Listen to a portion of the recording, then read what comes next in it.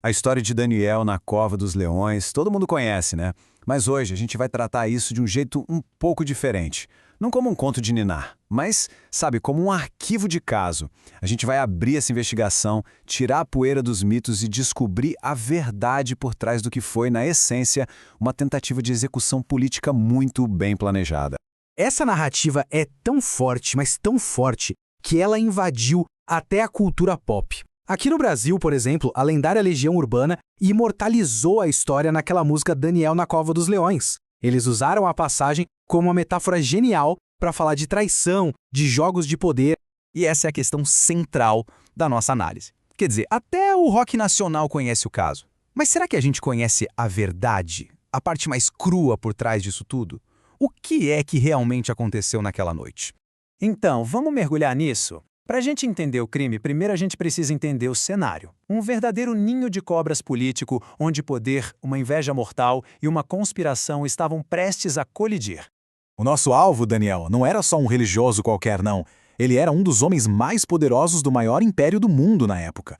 Pensa num administrador de altíssimo escalão, conhecido por ser brilhante e, o mais importante, incorruptível. O rei Dário confiava tanto, mas tanto nele, que estava planejando promovê-lo a uma espécie de primeiro-ministro para cuidar de tudo. E essa promoção, bem, foi a sentença de morte dele.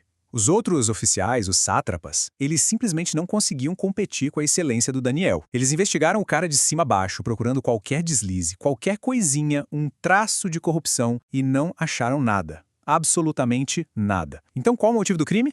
Pura e letal inveja profissional. A lógica era simples. Se não podemos vencê-lo, vamos eliminá-lo. E aqui a gente vê a genialidade do mal na armadilha. Já que não dava para acusá-lo de ser corrupto, eles decidiram criar um crime que só ele cometeria. Eles manipularam o ego do rei para criar uma lei temporária, um decreto, que tornava ilegal justamente a devoção de Daniel. Foi uma armadilha legal, sabe? Feita sob medida para pegar uma única pessoa. E Daniel, um homem já com mais de 80 anos, não se escondeu. Ele sabia que estava sendo vigiado. Sabia que aquela lei era uma farsa para matá-lo. E mesmo assim, ele foi lá, abriu as janelas da casa dele, se ajoelhou e orou. Isso não foi um ato de imprudência. Foi um ato consciente de desobediência civil. Uma desobediência santa. Ele escolheu a fidelidade em vez da própria sobrevivência. Agora, vamos avançar para a cena do crime e ver como isso tudo se desenrola. E é exatamente aqui que a gente precisa destruir uma das imagens mais falsas, mais infantis que a gente tem dessa história. Todo mundo já viu essa imagem, né? O Daniel super sereno com a mão na juba de um leão que parece um gatinho gigante. Parece um piquenique no zoológico. Só que a realidade era um pesadelo. Um pesadelo claustrofóbico e absolutamente aterrorizante. A prova forense está no próprio texto. Saca só. No dia seguinte, depois que Daniel é salvo, o rei manda jogar os conspiradores na mesma cova. O relato bíblico é brutal, é gráfico. Diz que eles nem chegaram a tocar o chão. Os leões os despedaçaram no ar. Esse detalhe é uau, ele é crucial. Então, o ponto principal é este. Os leões não eram mansos. De jeito nenhum. Eles eram predadores vorazes, provavelmente mantidos famintos para serem instrumentos eficientes de execução. O milagre não foi uma súbita falta de apetite. O milagre foi uma intervenção divina ativa. Um anjo que, como o próprio Daniel conta depois, literalmente fechou a boca daquelas feras. E isso nos leva ao paradoxo central, a parte mais brilhante de toda essa narrativa. O contraste psicológico absurdo entre o homem que estava legalmente livre e o homem que estava condenado à morte. Primeiro, vamos dar uma olhada no palácio. O rei Dário. O cara está cercado de luxo, de seda, de ouro. Ele tem todo o poder do império nas mãos. Fisicamente, ele está totalmente livre. Mas, psicologicamente, ele era um prisioneiro. O texto diz que ele não conseguiu dormir, recusou comida, recusou qualquer entretenimento. Ele estava atormentado pela culpa, aprisionado pela sua própria lei que não podia ser revogada. Livre no palácio, mas um cativo dentro da própria mente.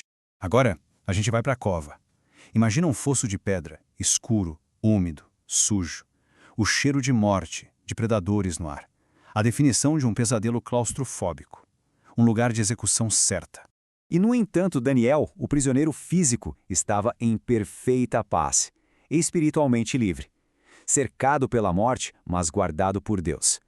Isso ilustra de uma forma brilhante que a verdadeira liberdade e a verdadeira prisão não são determinadas pelas nossas circunstâncias externas, mas sim pela nossa condição interior. Essa noite de terror e de paradoxos finalmente chega ao fim. Vamos ver o que acontece quando o sol nasce e o veredito final é dado. A cronologia aqui é super dramática. No pôr do sol, a sentença é executada. Durante a noite, a gente tem esse contraste absurdo entre o tormento do rei e a paz do profeta.